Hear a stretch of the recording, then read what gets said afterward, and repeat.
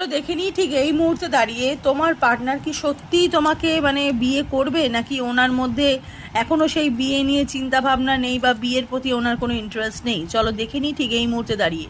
রিডিংটা ভালো লেগে থাকলে অবশ্যই কিন্তু আমার চ্যানেলটাকে লাইক শেয়ার আর সাবস্ক্রাইব করবে। চলো দেখে নিই উনি কি তোমাকে বিয়ে করবে।